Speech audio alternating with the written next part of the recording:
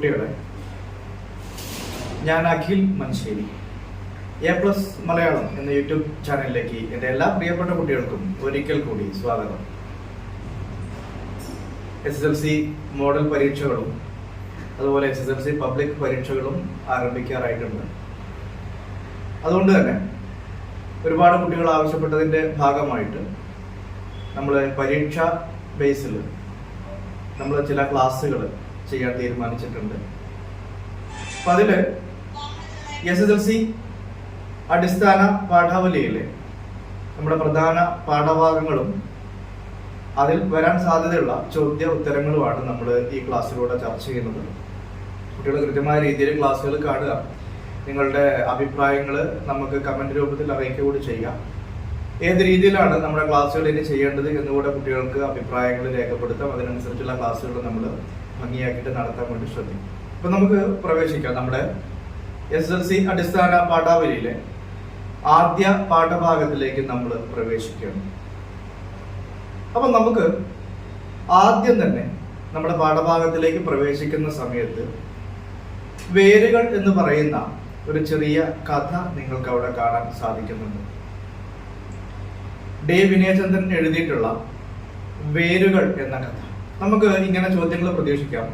വേരുകൾ എന്ന ചെറു കഥ എഴുതിയതായി നമുക്കറിയാം, D. വിനയചന്ദ്രനാണ് ഈ കഥ എഴുതിയിട്ടുള്ളത്. രണ്ടാമത്തേതായിട്ട് ഈ പാഠഭാഗത്തിൽ പ്രധാനമായും ചോദിക്കുന്ന ചോദ്യങ്ങൾ ഇതാണ്. ഇതിന്റെ ആശയം ഇങ്ങനെയാണ്. കുട്ടി അമ്മയോട് ചോദിക്കുന്നുണ്ട്, ഈ വൃക്ഷങ്ങളൊക്കെ വീഴാതെ നിൽക്കുന്നുണ്ടല്ലോ എന്ന്. അപ്പോൾ അമ്മ കുട്ടിയോട് മറുപടി പറയുന്നുണ്ട്, ഈ വൃക്ഷങ്ങൾ വീഴാതെ നിൽക്കാനുള്ള പ്രധാനപ്പെട്ട കാരണം എന്ന് പറയുന്നത് ആ വൃക്ഷങ്ങൾക്ക് ഭൂമിയിൽ വേരുകൾ ഉണ്ട് എന്നതുകൊണ്ടാണ്. അപ്പൊ നമുക്ക് മനസ്സിലായില്ല, വൃക്ഷങ്ങൾ വീഴാതെ നിൽക്കാനുള്ള പ്രധാനപ്പെട്ട കാരണം ആ വൃക്ഷങ്ങൾക്ക് ഭൂമിയിൽ വേരുകൾ ഉണ്ട് എന്നതുകൊണ്ടാണ്. ഓക്കെ, ശരിയാണ്. കുട്ടി രണ്ടാമതായി ചോദിക്കുന്നുണ്ട്, അപ്പോൾ നമ്മൾ ഈ ഭൂമിയിൽ വീഴാതെ നിൽക്കുന്നുണ്ടല്ലോ, അതിന്റെ കാരണം എന്താണെന്ന് കുട്ടി ചോദിക്കുന്നുണ്ട്. അപ്പൊ നമ്മളും ഈ ഭൂമിയിൽ വീഴാതെ നിൽക്കുന്നതിന്റെ പ്രധാനപ്പെട്ട കാരണം അമ്മ കുട്ടിയോട് പറയുന്നുണ്ട്, നമ്മളെ ഈ ഭൂമിയിൽ പിടിച്ചു നിർത്തുന്നത് പ്രധാനമായിട്ടും നമുക്കും വേരുകളുണ്ട് എന്നതുകൊണ്ടാണ് എന്നതാണ്. അപ്പോ ഈ വേരുകൾ എന്നതുകൊണ്ട് അർത്ഥമാക്കുന്നത് എന്ത് എന്നതാണ് ഈ ഭാഗത്ത് നിന്ന് ചോദിക്കുന്ന പ്രധാനപ്പെട്ട ചോദ്യം. നമുക്ക് പ്രധാനമായിട്ടും മൂന്നെണ്ണം നമുക്കൊന്ന് പഠിച്ചു വെക്കാം. ഒന്ന്, പരസ്പര സ്നേഹം, പരസ്പര വിശ്വാസം, സഹവർത്തിത്വം എന്നിവയാണ് നമ്മുടെ വേരുകൾ എന്നതുകൊണ്ട് അർത്ഥമാക്കുന്നത് നമുക്ക് പഠിച്ചു വെക്കാം. പരസ്പര വിശ്വാസത്തിന്റെ വേരുകള്, പരസ്പര സ്നേഹത്തിന്റെ വേരുകള്, പരസ്പര സഹവർത്തിത്വത്തിന്റെ വേരുകൾ. അതായത് സ്നേഹത്തിന്റെ വേരുകൾ നമുക്ക് ദൃഢമല്ലെങ്കിൽ ഈ ഭൂമിയിൽ ഇങ്ങനെ നിൽക്കാൻ നമുക്ക് ശേഷി ഉണ്ടാവില്ല. കാരണം നമ്മളെ സ്നേഹിക്കാനും നമുക്ക് സ്നേഹിക്കാനും ഒരുപാട് ആളുകൾ ഉണ്ടാകുമ്പോഴേ ഈ ഭൂമിയിൽ തലയെടുപ്പോടുകൂടി നമുക്ക് നിൽക്കാൻ സാധിക്കുള്ളൂ. പരസ്പര വിശ്വാസങ്ങളും അങ്ങനെ തന്നെയാണ്. നമ്മളെ വിശ്വാസമില്ലാതെ നമുക്കും ആരെയും വിശ്വാസമില്ലാതെ ഈ ലോകത്ത് ഇങ്ങനെ നിൽക്കാൻ നമുക്ക് സാധിക്കില്ല. സഹവർത്തിത്വം അല്ലേ, നമ്മുടെ ഒരു കൂട്ടായ്മയുടെ ഭാഗമാണ്. അപ്പോ ഇത് മൂന്നുമാണ് അമ്മ നമ്മുടെ വേരുകൾ എന്നതുകൊണ്ട് അർത്ഥമാക്കുന്നത് എന്ന് പഠിച്ചു വെച്ച് കഴിഞ്ഞിട്ടുണ്ടെങ്കിൽ ആ ഒരു ഭാഗം നമ്മൾ വളരെ കൃത്യമായിട്ട് പഠിച്ചു കഴിഞ്ഞു. ഒന്നുകൂടെ പറയാം. D. വിനയചന്ദ്രനാണ് വേരുകൾ എന്ന കഥ എഴുതിയിട്ടുള്ളത്, നമ്മൾ പഠിച്ചു. രണ്ട്, പരസ്പര സ്നേഹം, പരസ്പര വിശ്വാസം, സഹവർത്തിത്വം എന്നിവയാണ് നമ്മുടെ വേരുകൾ എന്നതുകൊണ്ട് അർത്ഥമാക്കുന്നത് എന്ന് നമ്മൾ പഠിച്ചു കഴിഞ്ഞു. കൂടിയിട്ട് ആ ഭാഗം നമ്മൾ മാറ്റിവെച്ച് ആദ്യത്തെ ഭാഗത്തിലേക്ക് പ്രവേശിക്കുക. ആദ്യത്തെ പാഠഭാഗം പ്ലാവിലക്കഞ്ഞി. അപ്പൊ ഈ ഭാഗത്ത് നിന്ന് ചോദിക്കുന്ന ചോദ്യം ഇങ്ങനെയാണ്, ഏത് നോവലിന്റെ ഭാഗമാണ് ഈ പ്ലാവിലക്കഞ്ഞി എന്ന് പറയുന്നത്? നമ്മൾ ആദ്യം പഠിച്ചു വെക്കണം. നമ്മൾ പഠിച്ചിട്ടുണ്ട്, കുട്ടികൾക്കറിയാം. രണ്ടിടങ്ങഴി എന്ന് പറയുന്ന നോവലിന്റെ ഭാഗമാണ് പ്ലാവിലക്കഞ്ഞി. അടുത്തൊരു ചോദ്യം ഇതുമായി ബന്ധപ്പെട്ടുണ്ട്. രണ്ടിടങ്ങഴി എന്ന നോവലിന്റെ എത്രാമത്തെ അധ്യായമാണ് പ്ലാവിലക്കഞ്ഞി എന്നും പരീക്ഷയ്ക്ക് ചോദിക്കാറുണ്ട്. അപ്പൊ നമ്മൾ അതും പഠിച്ചു വെക്കുക. രണ്ടിടങ്ങഴി എന്ന് പറയുന്ന നോവലിന്റെ 17ാമത്തെ അധ്യായമാണ് നമ്മൾ പഠിക്കുന്ന പ്ലാവിലക്കഞ്ഞി എന്നുള്ളത് നമ്മൾ പഠിച്ചു വെക്കണം. അതോടുകൂടി തന്നെ ഒരു കാര്യം കൂടി കൂട്ടിച്ചേർക്കാനുള്ളത്, ഈ ഭാഗം നമ്മൾ എഴുതുന്ന സമയത്ത് പല കുട്ടികൾക്കും മാർക്ക് പോകാനുള്ള പ്രധാനപ്പെട്ട കാരണം പ്ലാവിലക്കഞ്ഞി എന്ന കഥയിൽ എന്ന് എഴുതി വെക്കും. നമുക്കറിയാലോ, അത് കഥയല്ല, അത് നോവൽ ഭാഗമാണ്. അങ്ങനെ തന്നെ നമ്മൾ പരീക്ഷയ്ക്ക് എഴുതണം. അപ്പൊ കഥ, കവിത, നോവൽ ഇതൊക്കെ നമ്മൾ പഠിച്ചു കഴിഞ്ഞ കുട്ടികളാണ്. 10ാം ക്ലാസ്സിലേക്ക് നിങ്ങൾ എത്തിയിട്ടുണ്ട്. അപ്പൊ അതുകൊണ്ട് തന്നെ ഇത് നോവൽ ഭാഗമാണ് എന്നുള്ളത് പ്രത്യേകം നിങ്ങൾ എന്ത് ചെയ്യണം, പരീക്ഷയ്ക്ക് ഉത്തരവെഴുതുന്ന സമയത്ത് ഒരിക്കലും കഥ എന്ന് നിങ്ങൾ എഴുതി വെക്കരുത്. അപ്പോൾ നമുക്ക് ആ പാഠഭാഗത്തിലേക്ക് ഒന്ന് പ്രവേശിക്കാം. ഈ പാഠഭാഗത്തെ മുൻനിർത്തി പറയുകയാണെന്നുണ്ടെങ്കിൽ നമുക്കറിയാം, പുഷ്പവേലി ലൗസേപ്പിന്റെ തൊഴിലിടത്തില് പണിക്ക് പോയ ആളുകളാണ് കോരൻ ഉൾപ്പെടെയുള്ള ആളുകൾ. അവര് അന്നേ ദിവസം ജോലി കഴിഞ്ഞെത്തിയ സമയത്ത് അവർക്ക് കിട്ടിയ കൂലി എത്രയായിരുന്നു? ആദ്യമായി കിട്ടിയ കൂലി എന്ന് പറയുന്നത് 3/4 രൂപയാണ്. മറന്നു പോകരുത്, 3/4 രൂപയാണ് ആദ്യം കൂലി കിട്ടിയത്. എന്തുകൊണ്ടാണ് 3/4 രൂപ പറയാനുള്ള കാരണം? ഈ ഭാഗം നമ്മൾ വായിച്ചു കഴിഞ്ഞ് കുറച്ച് മുന്നോട്ടേക്ക് എത്തുമ്പോൾ ഈ 3/4 രൂപയിൽ നിന്ന് മാറ്റം വരുന്നത്, അത് നമുക്ക് അവിടെ ചർച്ച ചെയ്യാം. അപ്പൊ അതുകൊണ്ടാണ് ആദ്യമായി കോരന് കിട്ടിയ കൂലി എത്രയാണ് എന്നുള്ളത് നിങ്ങൾ പഠിച്ചു വെക്കണം. എത്ര രൂപയാണ്? 3/4 രൂപയാണ് എന്നുള്ളത് നമ്മൾ പഠിച്ചു വെച്ചു. ഇവിടെ നമുക്ക് കർഷക പ്രതിഷേധങ്ങളിലെ ആദ്യത്തെ പ്രതിഷേധം നമ്മുടെ പാഠഭാഗത്ത് കാണാൻ വേണ്ടി സാധിക്കുന്നുണ്ട്. എന്താ ആദ്യത്തെ പ്രതിഷേധം? എല്ലാവരും 3/4 രൂപ വാങ്ങുന്ന സമയത്ത് കോരൻ മാത്രം ചോദിക്കുന്നുണ്ട്. എന്താ കോരൻ ചോദിക്കുന്നത്? തമ്പ്ര, ഏന് നെല്ല് കൂലി മതി, ചക്രം വേണ്ട. അല്ലെ, ഏന് നെല്ല് കൂലി മതി, ചക്രം വേണ്ട എന്ന് പറയുന്നിടത്ത് നമ്മൾ ഒന്നാമത്തെ കർഷക പ്രതിഷേധത്തിനെ നമ്മൾ കണ്ടെത്തി. അല്ലെ, എന്തുകൊണ്ടാ പ്രതിഷേധാവാനുള്ള കാരണം?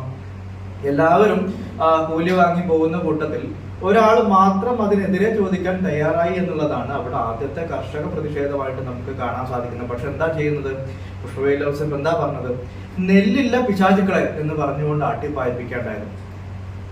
അല്ലെ, അങ്ങനെ ആ 3/4 രൂപയുമായിട്ട് കപ്പയോ നെല്ലോ കിട്ടുമോ എന്ന് അന്വേഷിക്കാൻ വേണ്ടിയിട്ട് കോരൻ നടക്കുന്നിടത്ത് നമുക്ക് ഒന്നാമത്തെ ഒരു ഭാഗം നമുക്ക് അവിടെ മാറ്റിവെക്കാം. അപ്പൊ ഈ ഭാഗത്തുള്ള ചോദ്യങ്ങൾ നിങ്ങൾ പഠിച്ചു വെച്ചു അല്ലെ, ആദ്യത്തെ പ്രതിഷേധങ്ങൾ കൃത്യമായി പഠിച്ചു വെച്ചു, എത്രാമത്തെ അധ്യായമാണ് എന്നുള്ളത് നിങ്ങൾ പഠിച്ചു വെച്ചു. ഇനി രണ്ടാമത്തെ ഭാഗത്തിലേക്ക് നമുക്കൊന്ന് പ്രവേശിക്കാം. അടുത്തൊരു ചോദ്യം എങ്ങനെയാണ്? കൈനകരിയിലൂടെ നടക്കുന്ന സമയത്ത് കോരൻ കണ്ട കാഴ്ചകൾ എന്തെല്ലാമായിരുന്നു എന്നുള്ളതാണ് ആ ഭാഗത്ത് നിന്ന് ചോദിക്കുന്ന പ്രധാനപ്പെട്ട ചോദ്യം. അവിടെയും നമ്മൾ പഠിച്ചു വെക്കണം. കൈനകരിയിലൂടെ പോകുന്ന സമയത്ത് എന്തൊക്കെ കാഴ്ചകളാണ് കണ്ടത്? വളരെ ശ്രദ്ധിക്കുക. ഒരു വലിയ കൃഷിക്കാരന്റെ വീടിന് മുമ്പില് കപ്പല് പോലെയുള്ള 2 വലിയ വള്ളങ്ങൾ നിർത്തിയിട്ടുള്ള കാഴ്ച ആര് കാണുന്നു? കോരൻ കാണുന്നുണ്ട്. ആ വള്ളങ്ങളിലേക്ക് ചാക്ക് കണക്കിന് നെല്ലുകൾ കയറ്റി അയക്കുന്ന കാഴ്ച കൂടി കോരൻ കാണുന്നുണ്ട്. ഈ കാഴ്ചയാണ് ഇവിടെ കാണുന്നത്. കൈനകരിയിലൂടെ നടക്കുന്ന സമയത്ത് കോരൻ കണ്ട കാഴ്ചകളായിട്ട് നമുക്ക് കാണാൻ സാധിക്കുന്നത് അല്ല. കൃഷിക്കാരന്റെ വീടും അതിനു മുമ്പില് കപ്പല് പോലെയുള്ള 2 വലിയ വള്ളങ്ങളും അതിലേക്ക് ചാക്ക് കണക്കിന് നെല്ലുകൾ കയറ്റി അയക്കുന്ന കാഴ്ച. ഇവിടെ രണ്ടാമത്തെ കർഷക പ്രതിഷേധത്തിന്റെ ഒരു സൂചന കൂടി നമുക്ക് അവിടെ മനസ്സിലാക്കാൻ വേണ്ടി സാധിക്കുന്നുണ്ട്. എന്താ സൂചന? ആളുകളൊക്കെ പട്ടിണി നടക്കുന്ന സമയത്താണല്ലോ ഈ ചാക്ക് കണക്കിന് നെല്ലുകൾ കയറ്റി അയക്കുന്നത്. അപ്പൊ കോരൻ പറയുന്നുണ്ട്, ശ്രദ്ധിക്കുക, രണ്ടാമത്തെ പ്രതിഷേധം ഇങ്ങനെയാ വരുന്നത്. രാത്രിയിൽ നടക്കുന്ന ഈ വ്യാപാരത്തിനെ പരസ്യപ്പെടുത്തിയാൽ എന്താണ്? അല്ലെങ്കിൽ നെല്ല് കൂലി കിട്ടിയിട്ടില്ലെങ്കിൽ നാളെ പണിക്ക് പോവാതിരുന്നാൽ എന്താണ് എന്ന് കോരൻ വിചാരിക്കുന്നിടത്ത് നമുക്ക് രണ്ടാമത്തെ കർഷക പ്രതിഷേധത്തിനെ കാണാൻ സാധിക്കുന്നുണ്ട്. ഒന്ന് നമ്മൾ ആദ്യം പുഷ്പവേലി ലൗസേപ്പിന്റെ ആ ഭാഗത്ത് നടന്ന കാര്യങ്ങൾ പറഞ്ഞു. രണ്ടാമത്തെ നമ്മൾ ഈ ഒരു ഭാഗം കൂടി എന്ത്? രാത്രിയിൽ നടക്കുന്ന ഈ വ്യാപാരത്തിനെ പരസ്യപ്പെടുത്തിയാൽ എന്ത്? നെല്ല് കൂലി കിട്ടിയിട്ടില്ലെങ്കിൽ നാളെ പണിക്ക് പോവാതിരുന്നാൽ എന്താണ് എന്ന് വിചാരിക്കുന്നിടത്ത് രണ്ടാമത്തെ കർഷക പ്രതിഷേധം കൂടി നമ്മൾ കണ്ടുവച്ചു, മനസ്സിലാക്കി, പഠിച്ചു വെച്ചു. ഇനി ഇതാ കോരൻ തനിക്ക് കിട്ടിയിട്ടുള്ള 3/4 രൂപയ്ക്ക് വാങ്ങിയിട്ടുള്ള കുറച്ച് കപ്പയും അരിയുമായിട്ട് ചിരതയുടെ അടുത്തേക്ക് പ്രവേശിക്കുന്നു. അവിടെ ചിരിത പറയുന്നുണ്ട് അല്ലെ, ഹാരാത് എന്ന് ചോദിക്കുന്നുണ്ട്. ഹാരാത് അല്ലെ. അപ്പോ കോരൻ പറയുന്നുണ്ട് ഏനാടി എന്നാണ്. അപ്പൊ ഈ വാക്കുകൾക്കുള്ള പ്രസക്തി കൂടെ നമ്മളൊന്ന് മനസ്സിലാക്കി വെക്കണം. പരീക്ഷയ്ക്ക് ചോദിക്കാം, കുട്ടനാട്ടിലെ കർഷകരുടെ ഭാഷയ്ക്ക് ഉദാഹരണം ചോദിക്കാം. ഇപ്പൊ നമ്മൾ പഠിച്ചു വെക്കുകയാണ്, നമ്മൾ ആരാത് എന്ന് ചോദിക്കുന്നതിന് പകരമാണ് ഹാരാത് അല്ലെ ചോദിക്കുന്നത്. ഏനാടി അല്ലെ. ഇതൊക്കെ ഈ തമ്പ്ര ഏന് നെല്ല് കൂലി മതി, ചക്രം വേണ്ട. ഈ മേണ്ട എന്ന് പറയുന്നിടത്തൊക്കെ എന്താ പ്രത്യേകത? ഇത് കുട്ടനാട്ടിലെ കർഷകർ സംസാരിക്കുന്ന ഭാഷയാണ്. അപ്പൊ കുട്ടനാട്ടിലെ കർഷകരുടെ ഭാഷയ്ക്ക് ചില ഉദാഹരണങ്ങൾ കൂടി നിങ്ങൾ പഠിച്ചു വെക്കണം. അങ്ങനെ ചിരിത എന്ത് ചെയ്തു? അന്ന് വാങ്ങിയിട്ടുള്ള കപ്പയും അതുപോലെ തന്നെ അരിയും ഒക്കെ ചോറാക്കി വെക്കാൻ തുടങ്ങി അല്ലെ. കപ്പയും ചോറും തയ്യാറാക്കി. ആ സമയത്താണ് കോരൻ പറയുന്നത്, നോക്കണേ, ഇവിടെ പ്രധാനപ്പെട്ട ഒരു ചോദ്യമുണ്ട്. കോരനും ചിരിതയും തമ്മിലുള്ള ഇണക്കങ്ങളെയും പിണക്കങ്ങളെയും എഴുത്തുകാരൻ എങ്ങനെയാണ് അടയാളപ്പെടുത്തുന്നത് എന്നുള്ളത് നമ്മൾ ഈ ഭാഗത്ത് പഠിച്ചു വെക്കേണ്ട ഒരു ചോദ്യമാണ്. എങ്ങനെയാ പരിചയപ്പെടുത്തുന്നത്? ശ്രദ്ധിക്കണം. ഉത്തരം വളരെ ശ്രദ്ധയോട് കൂടി കേൾക്കുക. കോരൻ അന്ന് ഉച്ചയ്ക്ക് പുഷ്പവേലിൽ നിന്ന് കഞ്ഞി കുടിച്ചിട്ടുണ്ടായിരുന്നു. ചിരിത അന്ന് ഒന്നും കുടിച്ചിട്ടുണ്ടായിരുന്നില്ല. അതുകൊണ്ട് കോരൻ പറഞ്ഞു, ഏന് മയറ്റില് ഒരു കമ്പിതമിടേ എന്ന് കോരൻ പറഞ്ഞു. കാരണം അങ്ങനെയെങ്കിലും ചിരിത കുടിച്ചോട്ടെ എന്ന് വിചാരിച്ചു. അങ്ങനെ കോരൻ കുടിക്കാത്ത കാണാത്തപ്പം ചിരിത പറഞ്ഞത്, എന്നാ ഏനും കുടിക്കത്തില്ല എന്ന് ചിരിത പറഞ്ഞു. അല്ലേ, ഇണക്കങ്ങളും പിണക്കങ്ങളും വളരെ കൃത്യമായിട്ട് നിങ്ങൾക്ക് മനസ്സിലാവുന്നുണ്ടല്ലോ. ഏനും മയത്തിലൊരു കമ്പിതമടി എന്ന് പറഞ്ഞില്ല. ചിരിത പറയുന്നുണ്ട്, എന്നാ ഏനും കുടിക്കത്തില്ല, നിങ്ങൾ കുടിക്കുന്നില്ലെങ്കിൽ ഏനും കുടിക്കത്തില്ല എന്ന് ചിരിത പറഞ്ഞു. അവസാനം ചിരിതയുടെ സ്നേഹത്തിന് മുമ്പിൽ കീഴ്പ്പെട്ടുകൊണ്ട് രണ്ടുപേരും കഞ്ഞി കുടിക്കുന്നുണ്ട്. അവിടെയും ചെറിയൊരു തർക്കം ഉണ്ടാവുന്നുണ്ട്. ആ തർക്കം ചിരിത പറയുന്നുണ്ട്, ഇത് കഞ്ഞി കുടിക്കുന്ന ഭാവമേ ഉള്ളൂ, നിങ്ങൾ കഞ്ഞി ശരിക്കും കുടിക്കുന്നില്ലല്ലോ, ഇത് കുടിക്കുന്ന പോലെ ഭാവിക്കുന്നല്ലേ ഉള്ളൂ എന്ന് ചോദിക്കുമ്പോൾ കോരൻ പറയുന്നുണ്ട്, അല്ലടി ഏൻ കുടിക്കുക. ഇവിടെയൊക്കെ അവരൊരു കുടുംബ ബന്ധത്തിലുണ്ടാവുന്ന ആ ചെറിയ ചെറിയ തർക്കങ്ങളും സന്തോഷങ്ങളൊക്കെ നമുക്ക് വളരെ കൃത്യമായിട്ട് കാണാൻ വേണ്ടി സാധിക്കുന്നു. അങ്ങനെ അന്നേ ദിവസം കുറച്ച് ഭക്ഷണം അല്ലെ, കുറച്ച് കഞ്ഞിയും കുറച്ച് കപ്പയും ചിരിത പിറ്റേ ദിവസത്തേക്കായിട്ട് മാറ്റി വെക്കുന്നുണ്ട്. അത് കോര കണ്ടെത്തിയിട്ട് അവരുടെ താടിക്കൊന്ന് കുത്തി ചോദിക്കുന്നുണ്ട്, നീ ഇത് ഒളിച്ചു വെച്ചിരുന്നോ എന്ന് ചോദിക്കുന്നുണ്ട്. അങ്ങനെ പിറ്റേ ദിവസം ഈ വെച്ചിട്ടുള്ള ഈ ബാക്കി മാറ്റി വെച്ചിട്ടുള്ള കപ്പയും കുറച്ച് കഞ്ഞിയും വഴക്കിന് കാരണമാവുന്നത്. എന്താ വഴക്കുണ്ടായത്? ഈ മാറ്റി വെച്ചത് കോരൻ എല്ലാം കുടിച്ചു എന്നതിന്റെ പേരിലല്ല വഴക്കുണ്ടായത്, ആ മാറ്റി വെച്ചതിൽ അല്പം പോലും ചിരിത കുടിച്ചില്ല എന്നതിന്റെ പേരിലായിരുന്നു അന്ന് വഴക്കുണ്ടായത്. ഇത്ര കാര്യങ്ങൾ നമ്മൾ പറയുമ്പോഴേ കോരനും ചിരിതയും തമ്മിലുള്ള ഇണക്കങ്ങളെയും പിണക്കങ്ങളെയും നമുക്ക് കൃത്യമായ രീതിയിൽ അവിടെ അടയാളപ്പെടുത്താൻ സാധിക്കുള്ളൂ. അപ്പൊ ഇത് വളരെ കൃത്യമായിട്ട് നിങ്ങൾ മനസ്സിലാക്കി വെക്കുക. അങ്ങനെ അന്നേ ദിവസം കോരൻ എത്ര രൂപ കൂലി കിട്ടി? 1 രൂപ കൂലി കിട്ടി. ഞാൻ തുടക്കത്തിലേ പറഞ്ഞു, 3/4 രൂപയായിരുന്നു ആദ്യം കോരന് കിട്ടിയ കൂലി എന്ന് നമ്മൾ അവിടെ പഠിച്ചു വെച്ചു. ഇവിടെ എത്ര രൂപയിലേക്ക് മാറി? 1 രൂപയിലേക്ക് മാറി. ഇപ്പൊ പ്രതിഷേധത്തിന്റെ മാറ്റമൊക്കെ നമുക്ക് എന്ത് ചെയ്യാൻ പറ്റുന്നുണ്ട്, അതിൽ പ്രകടമാവുന്നുണ്ട് നമുക്ക് മനസ്സിലായി. അങ്ങനെ ആ 1 രൂപയ്ക്ക് കഞ്ഞിയും അതുപോലെ തന്നെ അരിയും കപ്പയും വാങ്ങിയിട്ട് കോരൻ തന്റെ കുടിലിലേക്ക് വരുന്നുണ്ട്. ആ സമയത്താണ് കുടിലിൽ ചിരിത ആരോ ആയിട്ട് സംസാരിച്ചുകൊണ്ടിരിക്കുന്ന കാഴ്ച കാണുന്നത് കോരൻ. അപ്പൊ കോരൻ ശ്രദ്ധിക്കുമ്പോൾ നോക്കുന്ന സമയത്ത് അത് തന്റെ അപ്പനായിരുന്നു എന്ന് കോരന് മനസ്സിലായി.